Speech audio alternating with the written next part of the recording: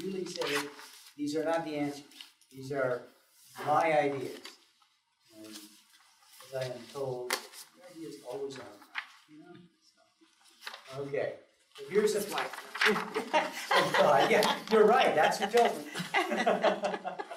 Okay. All right. Positions. As I look at it, and superintendent and someone that does administrative and finance. I just titled administration and finance. Now I want to make sure I'm understanding this. So we now, I mean, didn't the board before pick a superintendent, pick an, interview, go after administration and finance officer? Aren't these things we are already doing or have done? No, not even no. No, this is a post. These are taken care of right now, but after affiliation. This is post. Okay. Yeah. After affiliation, you won't have the same staff. Okay, so that's really what you're saying. They'll become Overlake employees. Okay, Yeah. so if we have Overlake employees, then it, Not us, but wait. I guess right now we are an entity of who we are, and we have all these things, right? Yeah. They're In already place. in place. Okay, so now we partner with Overlake. Have we even defined what Overlake's going to do or how they're going to do it? We don't really know yet, do we? What the partnership's going to look like? but they're structured. We know Yeah. in the LOI how it will look. And in the LOI, NUCO will be who operates the hospital, and that's an Overlake subsidiary. Okay. Yeah. And so hospital and clinic operations are now within NUCO. The district is a standalone here, Okay. so unattached to Overlake. So the district operation, what you all continue to do, Overlake does not influence that. They pay you. They pay you lease. Okay. They pay you That's- lease payments. yeah. So that's the model that we are entering into. We become we become our own little world here. Yes. We become the landlords. Think The of it landlords, as a we have our tenant. own. Okay. You Yeah. are the landlord of this building that you used to live in. Yeah. Now Right. that Now I you've moved okay. out of the building and you're gonna lease it to a tenant. And the Yeah. tenant's gonna operate that building and that business, but you're still gonna have some obligations because you're still the landlord. Yeah. You got property tax, you got Yeah. government That's still right, looking at right, you, right, you okay. got legal, financial obligations. So we still are going to need a staff of our Correct. own, separate from the Correct. staff that they have. Correct. Exactly. Correct. But at Sounds one like that's point, going to cost more. At one point, I asked, do we really need a CEO? And I believe it was you, Kim, who said, no, we're going to get somebody in administration, such as this second item here. But I guess the thing that concerns me, it looks like we're duplicating a lot of positions and services. So that'd be one of my So concerns. all of the positions that are associated with the hospital are doing the work of NUCO/Overlake, so they no longer can offer to work on behalf of the district. Steve and I and Jim right now can work both on behalf of the hospital and on behalf of the district because it's all in the Yeah, same. well, but we've had 30 years of superintendents. Now, a good part of the responsibility of the superintendent is going away. That's correct. Although, Then we need to gotta have think somebody. of a different kind of superintendent.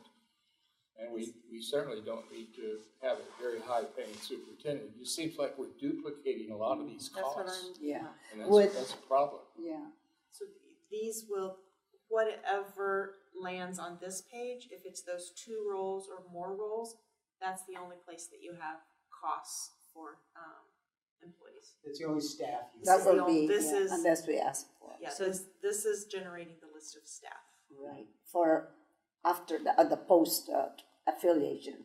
But my question to you, Dr. Whitcop, is so Overlake, NUCO/Overlake, they have their own CEO.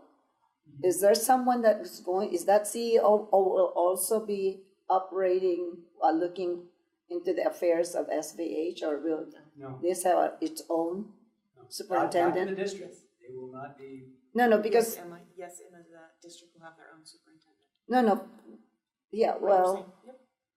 for the board, this is the post, That's but correct. when they are operating the hospital now, they We're have the solely responsible to make sure who's doing it and how they're doing it, right? No? No. Overlake, yes.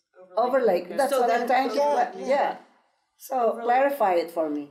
So we'll keep calling it NewCo just so Right, that we okay. know that's an Overlake subsidiary. Right.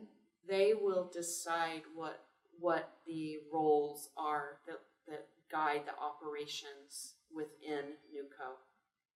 I don't know what they'll decide.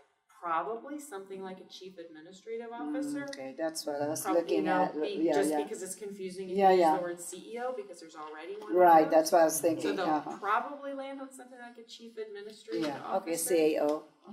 But what, We don't know yet. and it actually isn't even our decision to make, Right. it's theirs.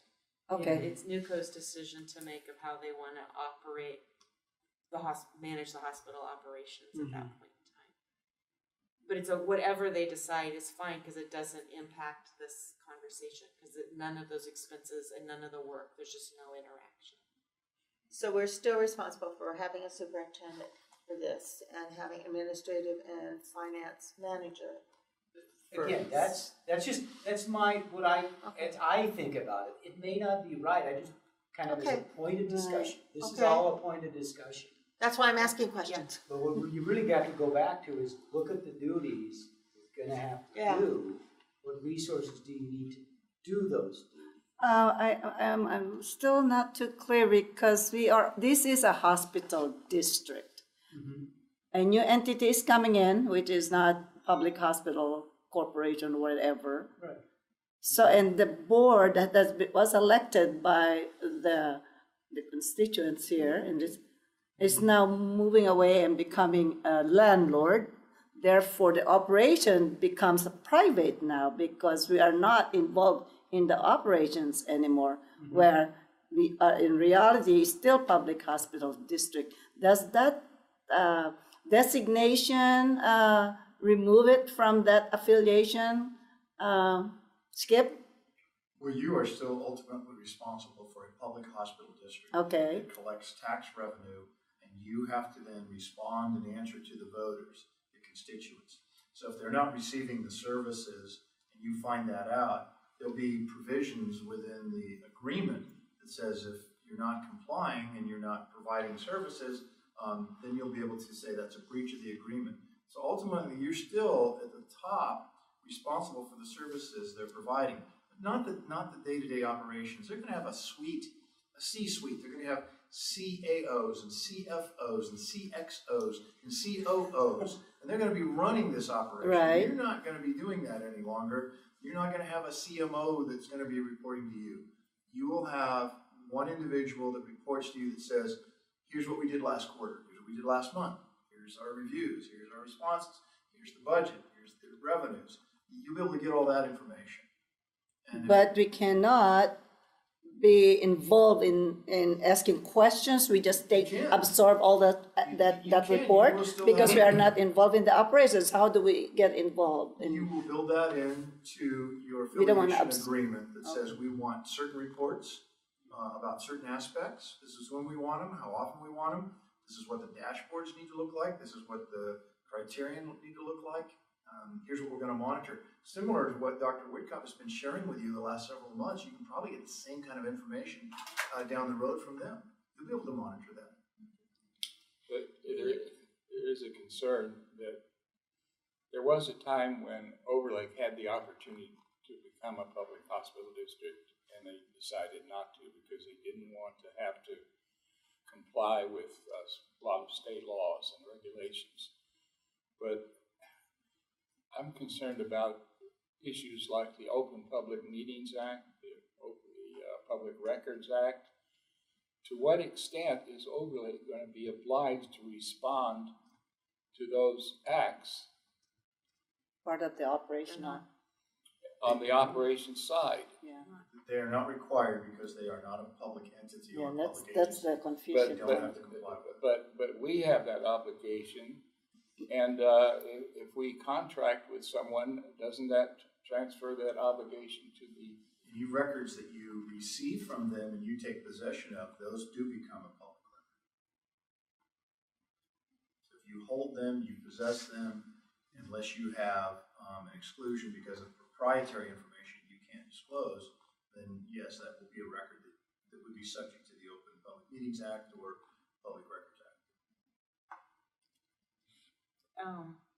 I think I sent you by email the San Juan County Hospital District, Public Hospital District. So their website is very transparent, and it's just a nice way to kind of peruse what it looks like. So did they just completed their affiliation? No. Oh, No, It's you well got it. established. We all got a copy of that email from Kim, I didn't think, I making didn't print it out. reference to San Juan Public. County.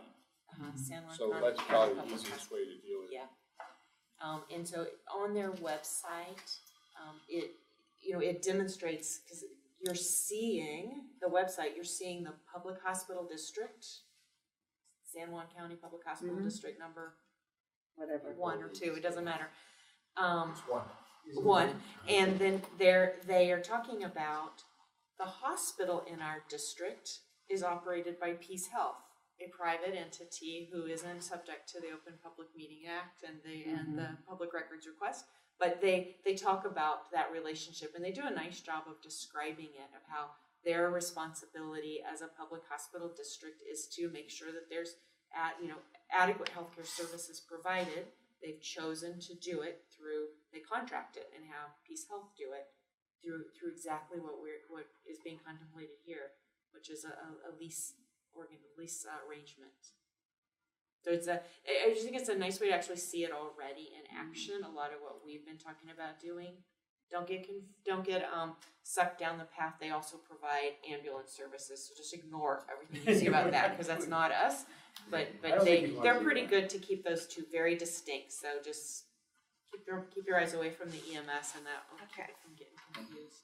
It's a nice display.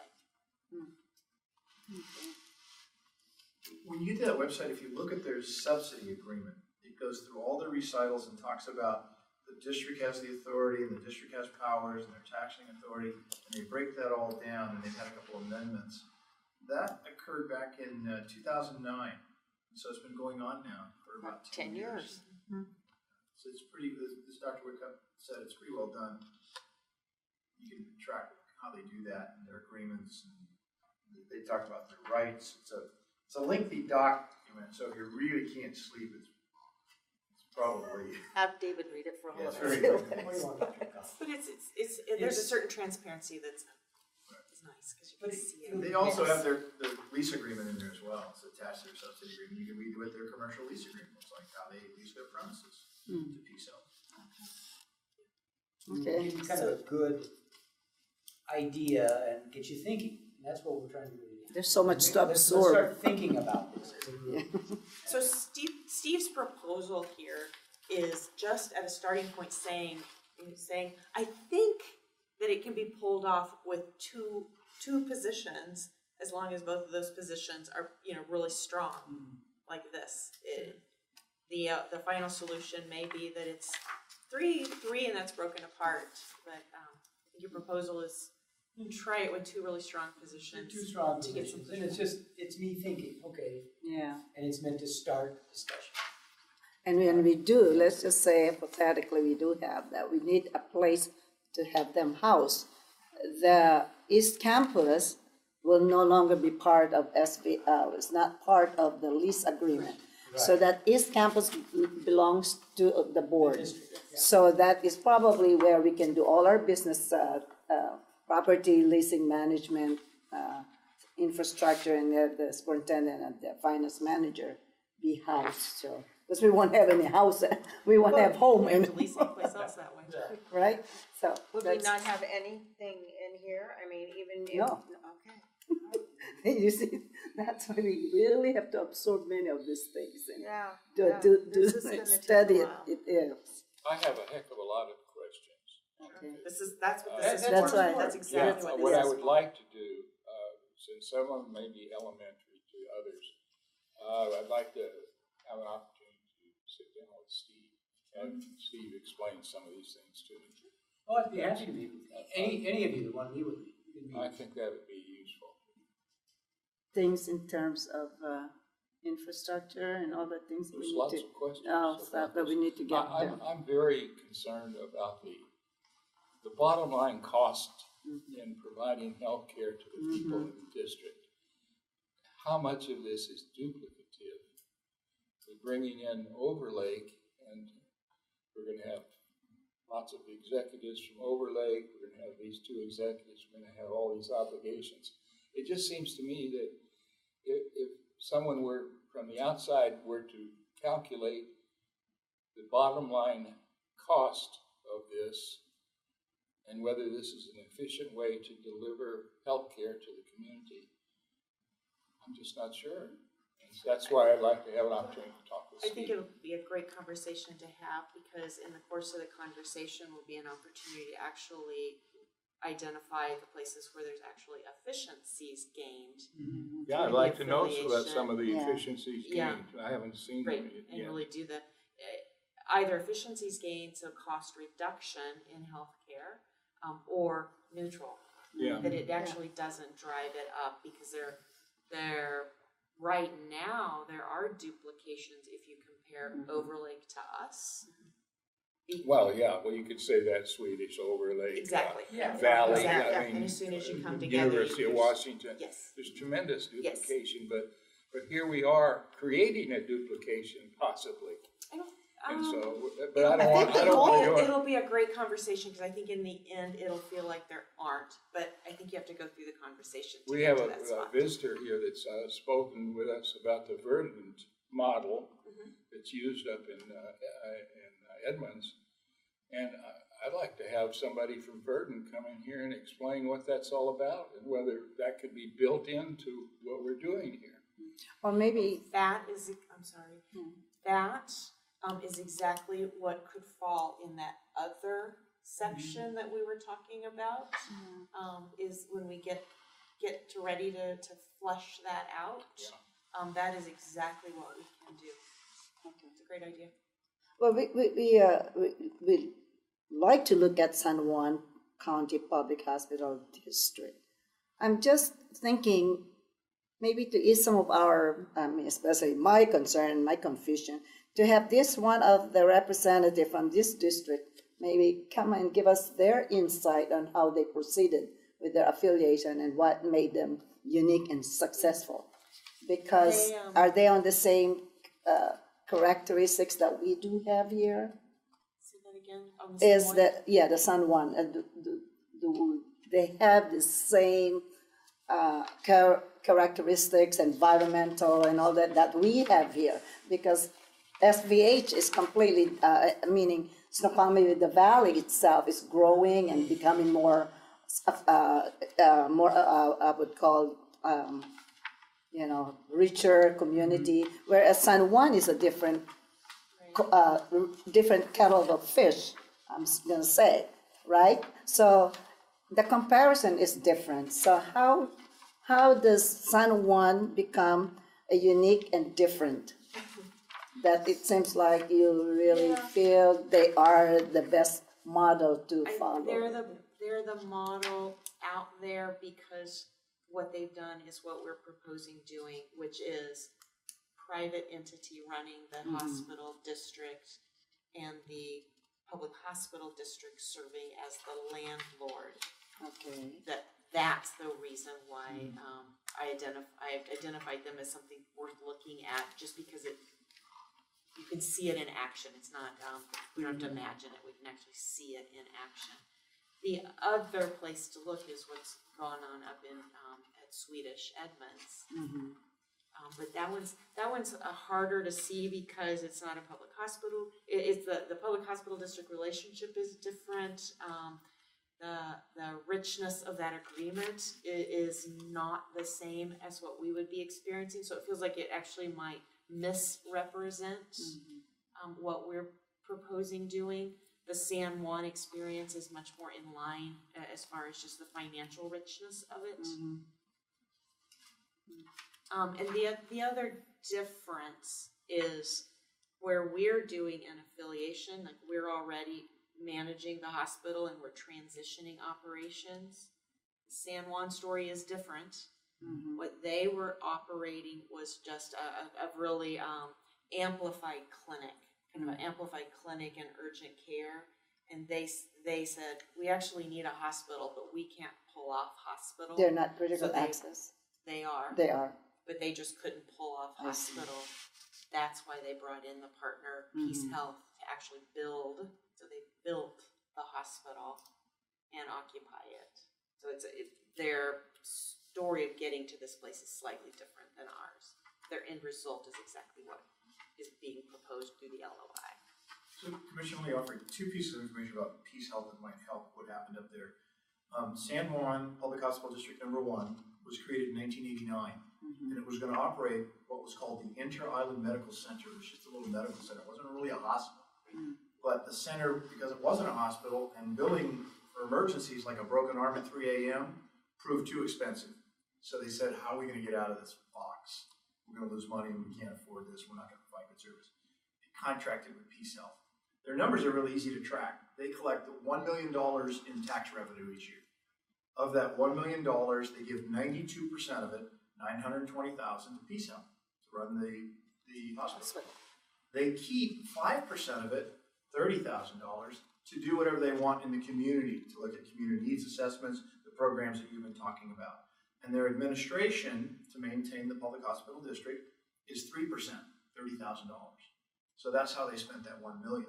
And now I'm not going to tell you that yours is going to match up exactly like that, but you can see it. 92% goes back in to the organization.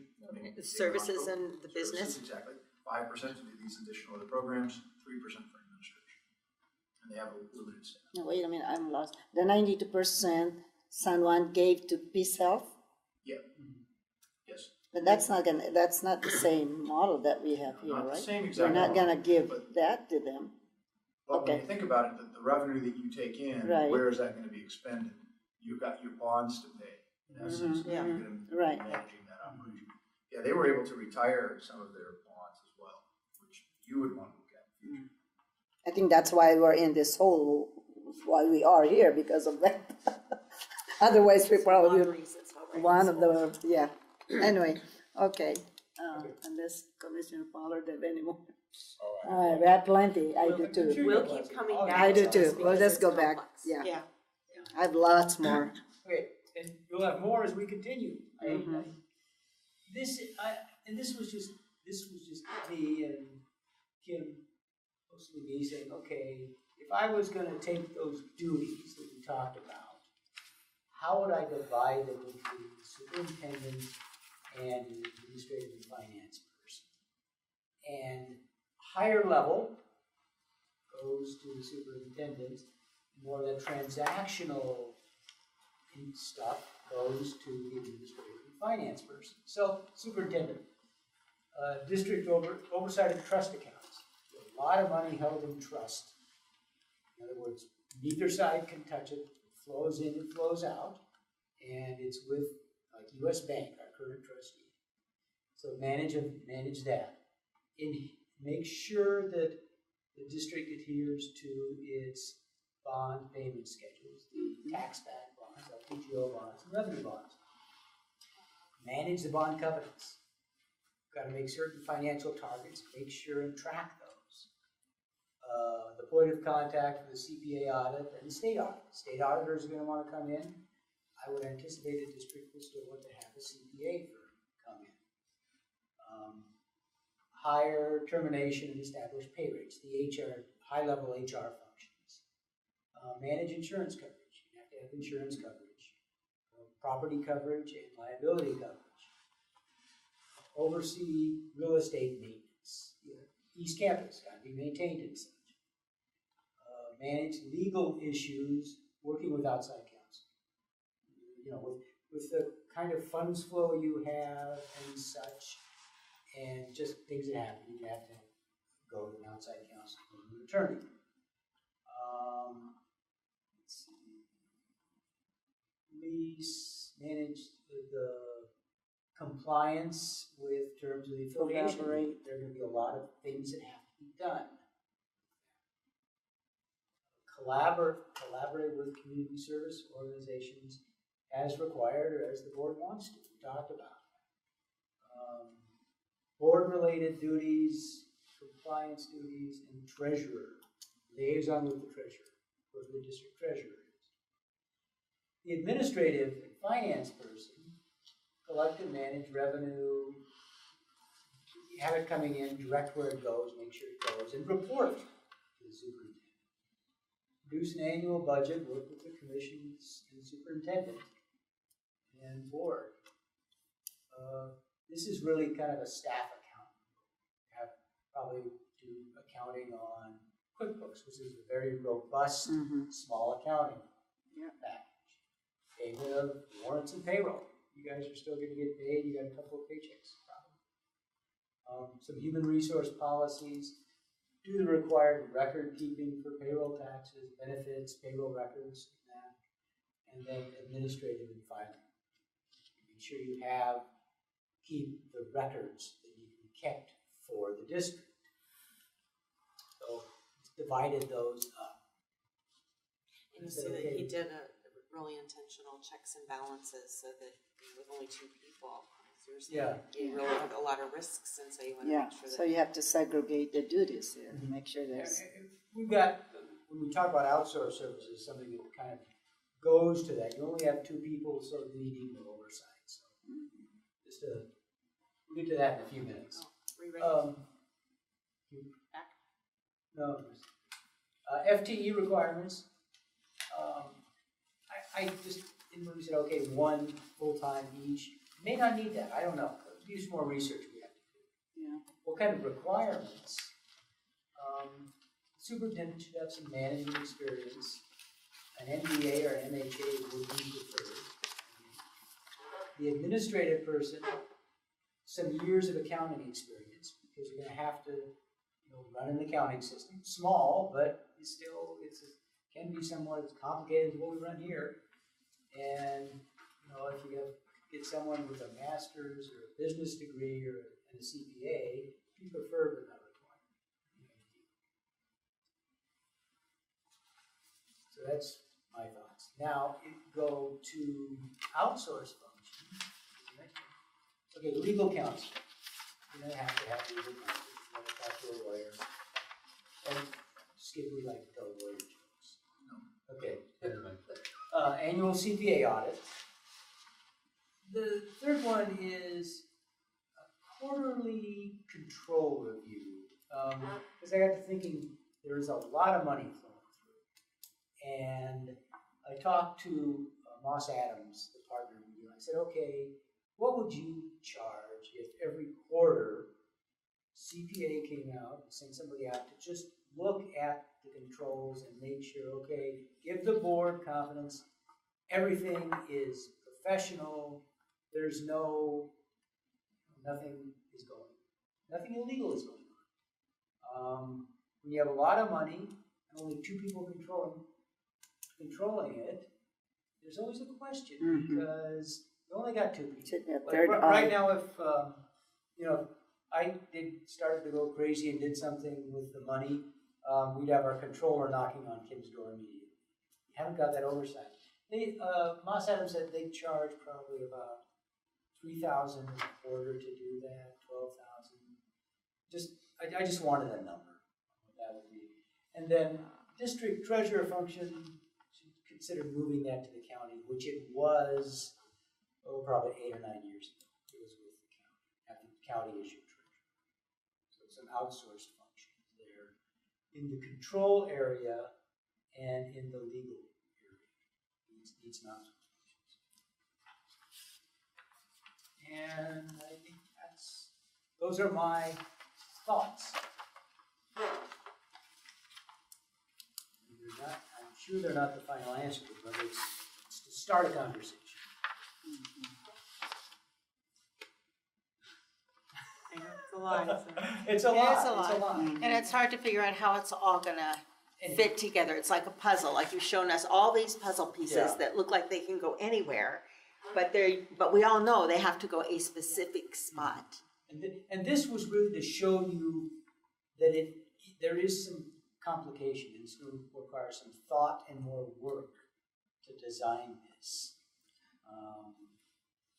Well, I think until we start getting our hands dirty, we're not gonna really understand entirely what we're doing. Till we get to something, we have to start making more detailed decisions or collaborate together and say, okay, yes, we're all happy with doing this way. I mean, that's kind of. I think as we keep going too, just keep revisiting this because, like Steve said, tonight's blue boxes, and then come back and talk about white boxes next time, because that's when you start layering dollars into it. So part of what he was looking for is just confirming that it feels like we're on track, even if it's not clear, it feels a little snowstormy, but just to confirm that we're on track, and now we can keep moving forward. Each time we'll revisit all of it and start putting some dollars with it, because if everybody agrees that try and construct it with these two really robust roles, and now what does it look like with the expenses there? I mean, if you say, okay, this is maybe not the answer, but it's a good starting point to start to talk about, I can then, for our next meeting, put some numbers to this. And then, you make changes, the numbers will change. But develop a model that says, okay, here's what that would look like when I do the financial, basically the profit and loss. So, and you're right, in the end, we'll have constructed an infrastructure. We'll kind of a new business will emerge in front of you. That's what'll birth when we get there. It's trying to get there and getting the skill sets that is necessary. Yeah. Yeah, I think she's right. I think it's partly about skill sets and knowing what we're doing. I mean, we're kind of our roles are changing, and so we want to know. We should have been prepared for this a long time ago. We should do But you know what? study. We have to understand the business concept. We are in a business concept now. It's no longer. Well, some of us are business owners, and that's okay. Your roles actually aren't changing that much. You don't have to take responsibility beyond what you own right now, as long as we make sure that we get these job descriptions right and get the right people in these roles to take ownership. So all that lists of things that has to be done, we have to make sure that the people who get hired into the roles are capable of doing all of that. Because that's always a challenge. I've been there. Trying to find the right fit of the right set of people. You It's not easy. don't want to just say, oh, we need a superintendent. It should be somebody who can manage stuff. Without having a lot of clarity about what does that really mean. And especially in our situation, while we partner with another entity, so that we're still here, but we use that to its fullest, right? To get the benefits of what an Overlake can have and still be an entity in and of itself. Yes, no. Yeah, but you're not really. Overlake's not going to influence. They're doing the operations and assuring that you have this cash flow. Okay. That's what their role is for you. Is they've just suddenly put you on this amazing, solid path of having this cash flow that's reliable and hopefully. Well, it's not guaranteed. Nothing is guaranteed in the world. What in life is. Yeah. Death and taxes, right? Yeah. Those are only So guarantees. That's right. But I think we'll cross that bridge when we get there. You'll eventually loop back into Steve's other big project that he's working on, which is what's the financial state of the organization look like? Getting rating, being able to refinance because you're in a different position. Yeah, and so you'll see these eventually intersect with one another. All right. This has been very informative. Sorry. I know we've kind of shaken things up. It feels like Jell-O in a bowl, and it had to happen. We had to hear it at some. I mean, if this is what we're going to do, we want to know. At least I do, and I assume Commissioner Pollard, Commissioner Herron is the same as myself. We want to know how this is going to work, and we want to know how we're going to use the dollars to the maximum that will benefit our community. So I think we need this, and we just may need to hear it more than once. Yes. Oh, yeah. Yes. This is going to be an ongoing project. We'll very intentionally revisit so that each time we kind of do a reminder of what we talked about the last time to make sure that we all are staying together, because we're not going to get through all of this disruption you know, we aren't without together. staying together and making sure we're all understanding it in the same way. Are there any other questions? There will be more to come. So I would propose, our next meeting next month, put some numbers behind this. It's again, they're not the answer, but it'll give you a scope of what do the numbers look like. Does that sound? That might help. I think it's not just numbers, it's responsibilities too. Mhm. What are our responsibilities? What does our job look like and what are we responsible for?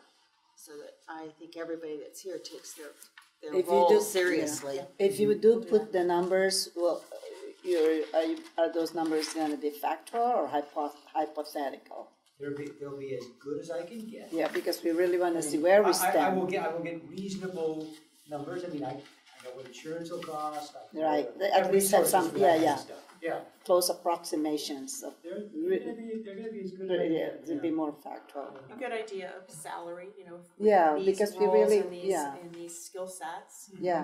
What does the salary look like?